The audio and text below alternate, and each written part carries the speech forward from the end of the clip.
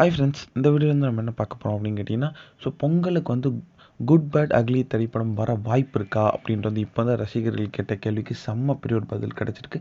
So அதை பார்த்தா இந்த வீடியோவில் நம்ம டீட்டெயிலாக பேச போகிறோம்.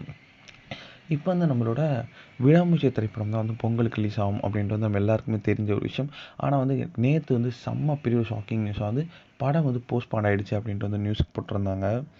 அதாவது ஃபஸ்ட்டு வந்து குட் பேட் அக்லி தான் வந்து பொங்கலுக்கு ரிலீஸ் ஆக ஆரம்பிச்சு, விடாமுயற்சி தான் வந்து மே மாதம் போகிற மாதிரி இருந்துச்சு.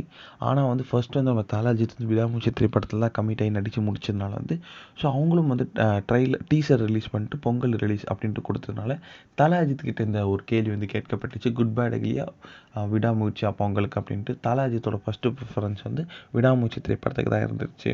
அதனால் வந்து குட் பேட் அக்லி ஆட்டோமேட்டிக்காக வந்து மே மாதத்துக்கு தள்ளி போச்சு. ஸோ இப்போ எல்லா அப்டேட்டும் வந்து விடாமுயற்சி வந்து விட்டுட்டு இருந்தாங்க. ஸோ ஒரு சிங்கிள், அதுக்கப்புறம் வந்து இன்றைக்கி வந்து நியூ இயர் அன்றைக்கி வந்து ட்ரெய்லர் வரும் அப்படின்ட்டு எதிர்பார்க்கப்பட்டிருந்த நிலையில் வந்து ஆனால் வந்து செம்ம பெரிய ஒரு ஷாக்கிங் நியூஸாக வந்து லைக்கா ப்ரொடக்ஷன் வந்து கொடுத்துருந்தாங்க. இதனால் வந்து ரசிகர்கள் வந்து ரொம்ப கடுப்பான ரசிகர்கள்.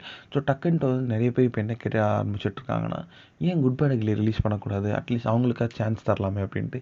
ஆனால் வந்து இப்போ வந்து கண்டிப்பாக வந்து அதுவும் முடியாது அப்படின்றது வந்து தோணுது.